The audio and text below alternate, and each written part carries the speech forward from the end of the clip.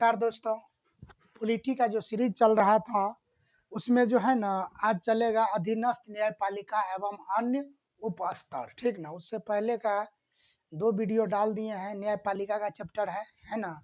तो उसमें 2 वीडियो डाल दिए हैं, जो नहीं देखे हैं पहले उसको देखिए, इसके बाद इसको समझ पाइएगा।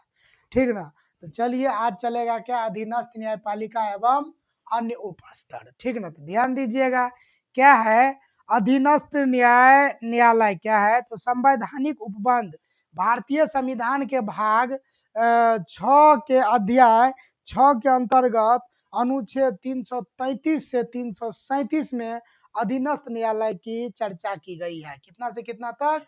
233 से कितना से 233 से 200 कितना तक 37 तक आपको अधीनस्थ न्यायालयों की चर्चा की गई है। इसके अलावा इन न्यायालयों की अधिकारिता, शक्तियां और कार्य मुक्त सिविल प्रक्रिया संहिता 1908 तथा आपराधिक प्रक्रिया संहिता 1973 से तय होती है। क्या है? सिविल संहिता प्रक्रिया क्या है 1908 और आपराधिक प्रक्रिया संहिता 1973 से तय होती है। ठीक ना, तो सबसे पहले हम क्या देखेंगे, जिला एवं सत्र न्यायाधीश। क्या देखेंगे? जिला एवं क्या सत्र न्यायाधीश।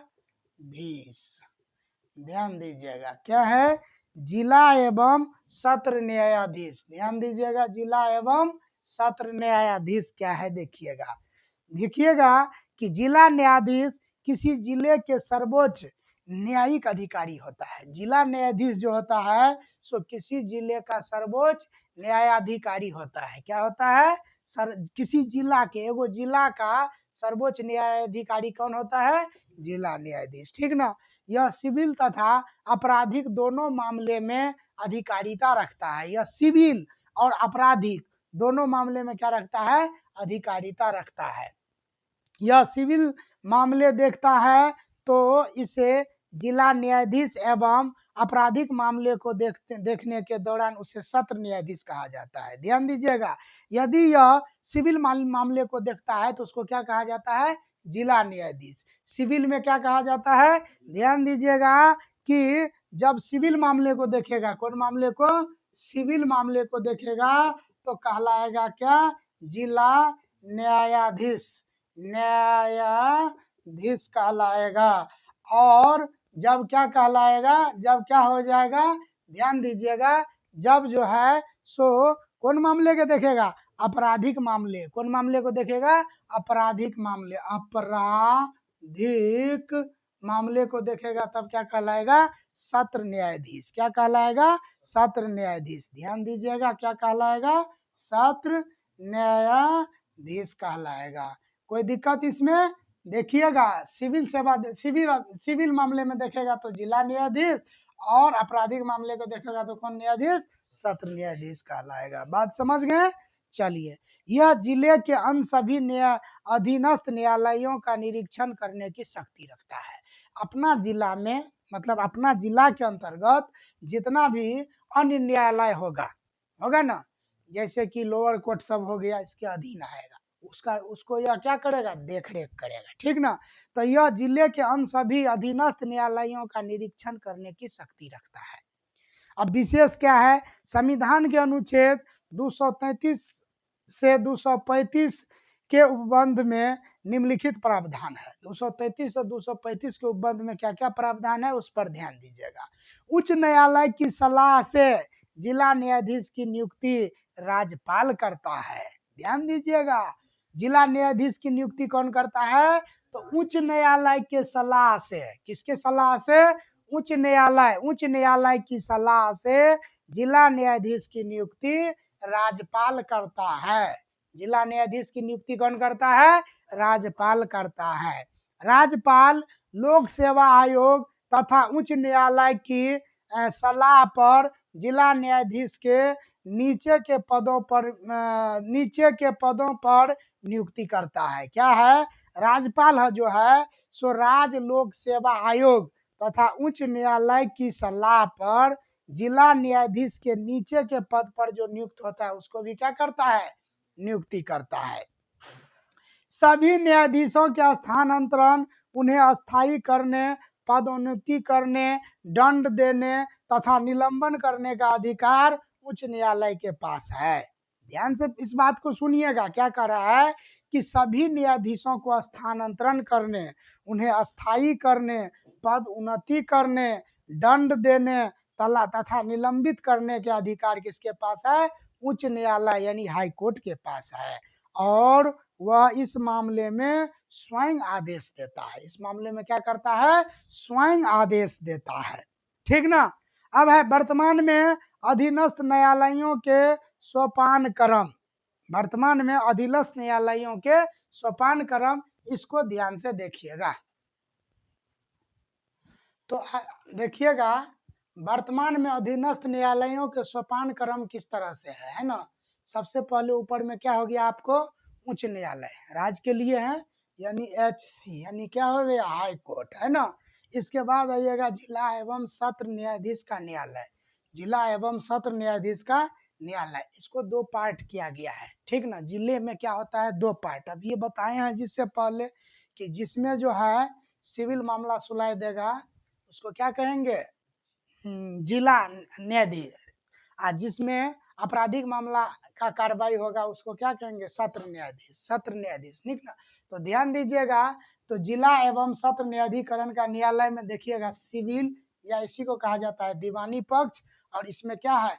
आपराधिक पक्ष। ठीक ना।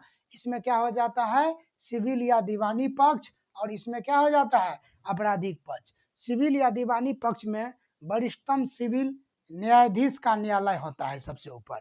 ठीक ना। क्या हो जाएगा? वरिष्ठतम सिविल न्यायाधीश का न्यायालय होगा।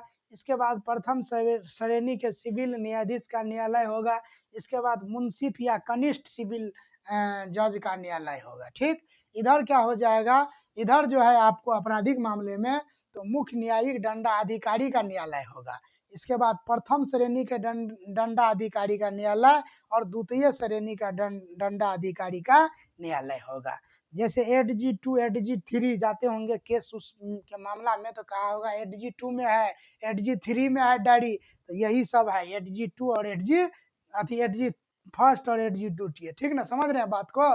तो आप जो है जिला एवं सत्र न्यायाधिकरण का न्यायालय में क्या होता है? सिविल मामला अलग होता है और आपराधिक मामला अलग होता है। सिविल मामला के लिए यह शेड्यूल है और आपराधिक मामलों के लिए क्या है? इस तरह का शेड्यूल चलता है। तो इतना बात समझ गए?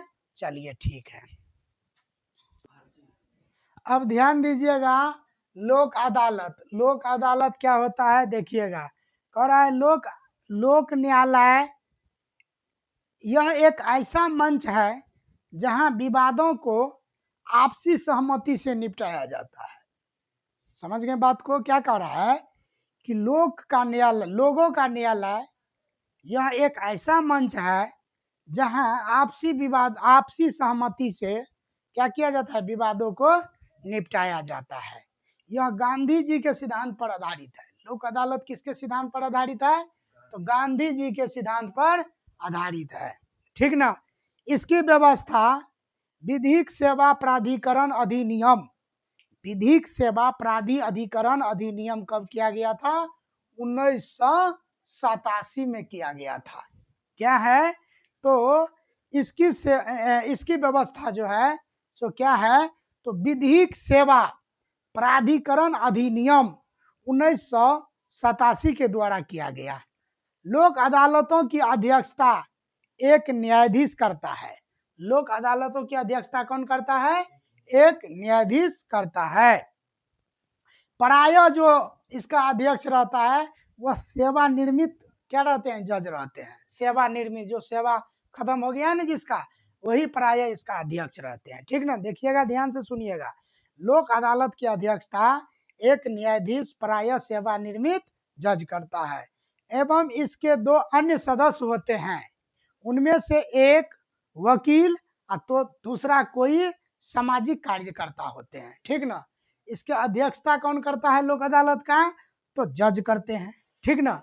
और इसमें दो और सदस्य होते हैं, जिसमें एक क्या रहता है? वकील, और दूसरा जो है सो सामाजिक कार्यकर्ता होते हैं। बात समझ गए? इतना बात ध्यान से देखिएगा, लोक अदालत जो कि अपना इस ग्रामीण क्षेत्र में कहीं वो चलता होगा, ठीक ना, लोक अदालत। तो समझ गए बात को। लोक अदालत की अध्यक्षता न्यायाधीश करते हैं एवं इसकी 2 अन्य सदस्य होते हैं जिसमें से एक वकील तथा दूसरा कोई सामाजिक कार्यकर्ता होते हैं। लोक अदालत को सिविल अदालत की मान्यता दी गई है।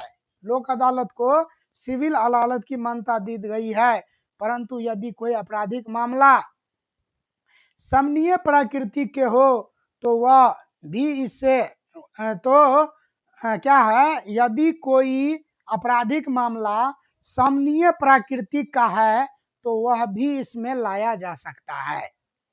समनीय आपराधिक मामले वे होते हैं जिन्हें 2 पक्षों के समझौता से निपटाया जा सकता है। क्या है, समनीय आपराधिक मामले वो होते हैं जिन्हें 2 पक्षों के समझौता से क्या किया जाता है, निपटाया जाता है। लोक अदालत का मुख्य उद्देश्य दोनों पक्षों में समझौता कराना होता है। लोक अदालत का मुख्य उद्देश्य क्या होता है, दोनों पक्षों में समझौता कराना होता है, ठीक ना। लोक अदालत का मुख्य उद्देश्य दोनों पक्षों में क्या होता है, समझौता कराना होता है। यदि सहमति या समझौता हो गया हो तो उसे डिग्री के रूप में घोषित कर दिया जाता है अथवा मामला उसी अदालत को वापस भेज दिया जाता है जहां वह चल रहा था। समझौता हो जाता है तो डिग्री वहीं पर दे दिया जाता है, अन्यथा क्या किया जाता है, मामला वहां भेज दिया जाता है जहां यह मामला चल रहा था, ठीक ना। लोक अदालत के निर्णय के खिलाफ किसी अपील का प्रावधान नहीं है। लोक अदालत के निर्णय जो हो जाएगा उसमें किसी भी अपील का प्रावधान नहीं है। कहिएगा क्यों नहीं है, तो क्योंकि इसमें निर्णय दोनों पक्ष के कथी से हुआ है, सहमति से हुआ है, इसीलिए इसके खिलाफ आप किसी भी अदालत में अपील नहीं कर सकते हैं। अनुच्छेद 226 के तहत उच्च न्यायालय में भी इसके खिलाफ अपील नहीं की जा सकती है। अनुच्छेद 226 के तहत उच्च न्यायालय में भी इसके खिलाफ आप क्या अपील नहीं कर सकते हैं। इसमें कोई कोर्ट फीस नहीं होती है। इसमें जो है कोई कोर्ट फीस नहीं होती है। यदि न्यायालय में लंबित मुकदमे में कोर्ट फीस जमा की कार्रवाई हो गई हो तो लोक अदालत में विवाद का निपटारा हो जाने पर फीस वापस कर दी जाती है। क्या बात है, ध्यान से देखिएगा। यदि इसमें कोई कोर्ट फीस नहीं होती है, इसमें क्या होता है, लोक अदालत में कोई कोर्ट, यदि न्यायालय में लंबित मुकदमे में कोई कोर्ट फीस जमा भी करवाई गई हो तो लोक अदालत में विवाद के निपटारा हो जाने पर फीस क्या किया जाएगा, वापस कर दिया जाएगा। तो लोक अदालत समझ गए। लोक अदालत गांधीवाद के सिद्धांत पर चलता है। लोक अदालत का अध्यक्ष कौन होता है, जज होता है। वह जज कौन होते हैं, सेवानिवृत्त जज होते हैं। इसके अलावा 2 अन्य सदस्य होते हैं जिसमें एक वकील और एक सामाजिक कार्यकर्ता होते हैं। बात समझ गए लोक अदालत। चलिए अब हम बात करेंगे परिवार न्यायालय के, ठीक ना, किसका, परिवार न्यायालय के।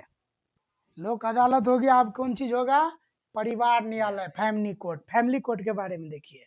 परिवार न्यायालय अधिनियम 1984 के तहत विभिन्न राज्यों में परिवार न्यायालय का गठन किया गया है। क्या किया गया है, परिवार न्यायालय अधिनियम 1984 के तहत विभिन्न राज्यों में परिवार न्यायालयों का क्या किया गया है, गठन किया गया है। ऐसे न्यायालयों का गठन प्रत्येक राज्य सरकार उच्च न्यायालय से सलाह लेकर 10 लाख से अधिक आबादी वाले प्रत्येक शहर में किया जाता है, ठीक ना। क्या है, तो इस तरह के अदालत का जो है स्थापना क्या किया जाता है, उच्च न्यायालय से सलाह लेकर 10 लाख जनसंख्या वाले शहर में किया जाता है, ठीक ना। समझ गए बात को। ऐसे न्यायालयों का गठन प्रत्येक राज्य सरकार द्वारा उच्च न्यायालय से सलाह लेकर 10 लाख से अधिक आबादी वाले प्रत्येक शहर में किया जाता है। इसका मुख्य कार्य विवाह को शून्य घोषित करना। इसका मुख्य कार्य क्या है, विवाह को शून्य घोषित करना। विवाह को क्या करना, शून्य घोषित करना। कानूनी अलगाव, तलाक, पति पत्नी के संपत्ति संबंधी मामले, नाबालिग बच्चों के संरक्षण, गुजारे भत्ते आदि से संबंधित इसमें क्या होगा, सुनवाई होगा। कथी कथी के संबंधित, ध्यान रखना, कथी कथी के संबंधित, इसका कार्य क्या है, सबसे मुख्य विवाह को शून्य घोषित करना। क्या करना, विवाह को शून्य घोषित करना। इसके अलावा जो है सो इसमें क्या होगा, तलाक होगा, पति पत्नी के संपत्ति संबंधी मामला आएगा, नाबालिग बच्चों का संरक्षण एवं गुजारे भत्ते आदि से संबंधित इसमें क्या हो जाएगा, सुनवाई होगा। परिवार न्यायालय के निर्णय के विरोध अपील उच्च न्यायालय में की जा सकती है। परिवार न्यायालय के विरोध अपील आप कहाँ कर सकते हैं, उच्च न्यायालय में कर सकते हैं, लेकिन लोक अदालत के विरुद्ध आप कहीं भी अपील नहीं कर सकते हैं। बात समझ गए, परिवार न्यायालय के विरुद्ध आप अपील कर सकते हैं। तो परिवार न्यायालय खत्म हो गया। अब परिवार न्यायालय के बाद आएगा ग्राम न्यायालय। चलिए अब है ग्राम न्यायालय। क्या है, ग्राम न्यायालय, ठीक ना, ध्यान दीजिएगा। ग्राम न्यायालय अधिनियम 2008 संसद में पारित किया गया। इसके तहत 2 अक्टूबर 2009 को कुछ राज्यों में ग्राम न्यायालय कार्य करने लगा। संसद द्वारा इसको कब पारित किया गया, तो संसद द्वारा जो है सो 2008 में पारित किया, लेकिन 2 अक्टूबर 2000 कथी से 9 से ये जो है ग्राम अदालत क्या हुआ, तो कई राज्य में क्या हुआ, कुछ राज्य में कार्य करने लगा। ग्राम न्यायालय में प्रथम श्रेणी में मजिस्ट्रेट स्तर का न्यायाधीश होता है। ग्राम न्यायालय में प्रथम श्रेणी में मजिस्ट्रेट स्तर का क्या होता है, न्यायाधीश होता है। न्यायाधीश होता है जिसे न्यायाधिकारी कहा जाता है। इसकी नियुक्ति संबंधित राज्य के उच्च न्यायालय के परामर्श से राज्य सरकार करती है। ग्राम न्यायालय सिविल तथा आपराधिक दोनों मामले देखता है। ग्राम न्यायालय जो है सिविल तथा आपराधिक दोनों मामले को देखता है, ठीक ना, सिविल तथा आपराधिक दोनों मामले को देखता है। ग्राम न्यायालय सिविल तथा आपराधिक दोनों मामले को देखते हैं। ऐसे मामले की सूची ग्राम न्यायालय अधिनियम के अनुसूची में दी गई है। एक तरफ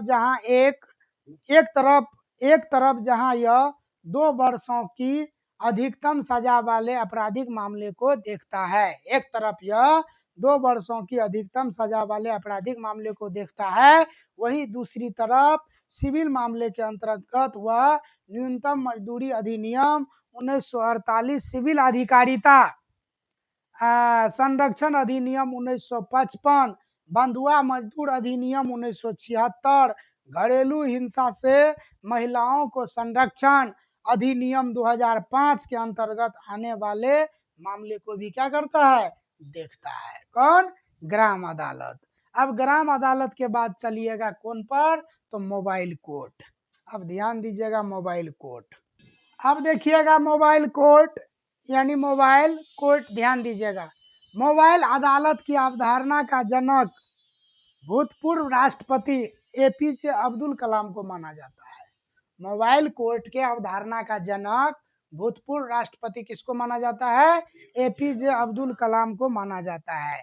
इस अदालत का उद्देश्य है कि अदालत स्वयं जनता के पास पहुंचे ताकि जनता को न्याय प्राप्ति के लिए धन व समय खर्च न करना पड़े। इस मोबाइल कोर्ट का क्या मतलब होता है कि अदालत स्वयं जनता के पास पहुंचे, जिसके कारण जनता को न्याय मिलने के लिए उसको धन और समय का खर्च नहीं करना पड़े। ठीक, बात समझ गए। मोबाइल अदालत का पहला प्रयोग 2007 में हरियाणा के मेवात जिले में किया गया। मोबाइल कोर्ट का पहला प्रयोग 2007 में हरियाणा के कहाँ किया गया, मेवात जिले में किया गया। मोबाइल अदालत एक बस के भीतर कार्य करती है। मोबाइल अदालत क्या करता है, एक बस के भीतर कार्य करती है। बस के भीतर न्यायालय की जरूरत ढांचा उपलब्ध होता है। आवश्यकता अनुसार यह अदालत खुले मैदान में भी लगाई जा सकती है। इस अदालत की अध्यक्षता अतिरिक्त सिविल न्यायाधीश न्यायाधीश सह अनुमंडल न्यायाधीश दंडाधिकारी स्तर के न्यायाधीश द्वारा की जाती है, जो सिविल तथा आपराधिक दोनों प्रकार के मामलों की सुनवाई करते हैं। यह मोबाइल कोर्ट जो है सो सिविल तथा आपराधिक दोनों मामले की सुनवाई करते हैं। इसको जो है यह जो है एगो बॉस में सब कुछ सामान सब मतलब जितना भी न्याय संबंधित सामग्री रहता है उसमें शिफ्ट रहता है। अगर जरूरत पड़े तो इसको खुला में भी लगा सकते हैं, ठीक ना। तो मोबाइल कोर्ट किसके अनुशंसा पर आधारित है? डॉक्टर एपीजे अब्दुल कलाम के अनुशंसा पर आधारित है। और सबसे पहले हरियाणा के कहाँ? मेवात जिले में। हरियाणा के कहाँ? मेवात जिले में इसका क्या किया गया था? प्रयोग किया गया था। कोई दिक्कत? कब किया गया था? 2007 में। कब किया गया था? 2007 में। अब आपको फास्ट ट्रैक कोर्ट है, इसको ध्यान से देखिएगा। Fast track court, fast track court mobile अदालत मोबाइल कोर्ट हो गया। अब है fast track court. Fast track court जनपद अदालतों की भांति है, जिसका गठन लंबित मामलों विशेषतः आपराधिक प्रकृति के लंबित मामलों को तेजी से निपटने के लिए किया जाता है।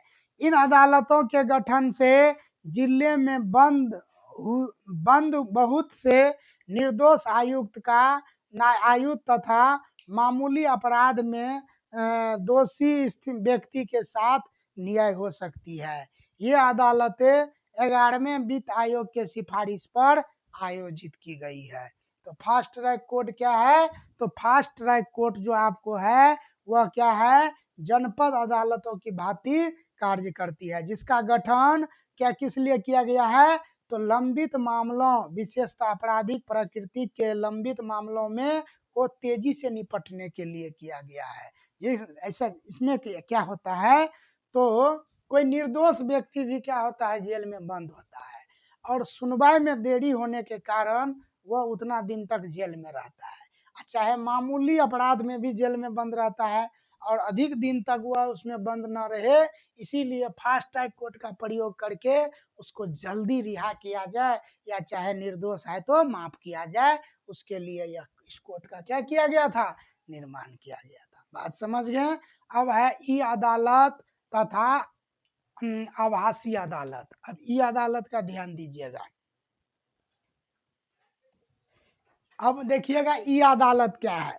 ई अदालत या आभासी अदालत इसी का नाम है। ई अदालत के तहत एक विशेष रूप को ही आभासी अदालत कहते हैं। ई अदालत के एक विशेष रूप को ही क्या कहते हैं? आभासी अदालत कहते हैं। 2003 में सर्वोच्च न्यायालय ने निर्धारित किया कि किसी गवाह के समय के भीतर या बहुत अधिक खर्चों के बिना बुलाना संभव न हो तो उसके साक्ष्य का अभिलेखन वीडियो कॉन्फ्रेंसिंग के माध्यम से किया जा सकता है। क्या है? कोई गवाह मान लिया जाए, गवाह देना है मान लिया जाए पटना कोर्ट में और गवाह है मुंबई, तो उसको लाने में थोड़ा क्या हो जाएगा? कठिनाई होगा, अधिक खर्च आएगा। तो इसको क्या किया जाए? वीडियो कॉन्फ्रेंसिंग के जरिए ही उसका क्या किया जाए? गवाही दिलाया जाए। तो यह कौन? ई अदालत का कार्य था, ठीक ना। उल्लेख वीडियो कॉन्फ्रेंसिंग के माध्यम से ही किया जाए। प्रायः वीडियो कॉन्फ्रेंसिंग के माध्यम से न्याय देने की प्रक्रिया को ही दूरस्थ न्यायालय कहते हैं। वस्तुतः इसकी स्थापना के लिए अभी काफी प्रयास किए जाने की जरूरत है। इसकी स्थापना के लिए क्या है? काफी प्रयास किए जाने की जरूरत है। ठीक समझ गए? तो ई अदालत को आभासी अदालत कहा जाता है और इसका कार्य क्या है ये भी बात समझ गए। चलिए अब हम बात करेंगे विशेष उद्देश्य न्यायालय, विशेष उद्देश्य न्यायालय की। तो आज ई अदालत हो गया। अब ई अदालत के बाद इससे नेक्स्ट टॉपिक जो है ना अगले वीडियो में लेकर उपस्थित होंगे। तब तक के लिए जय हिंद, जय भारत।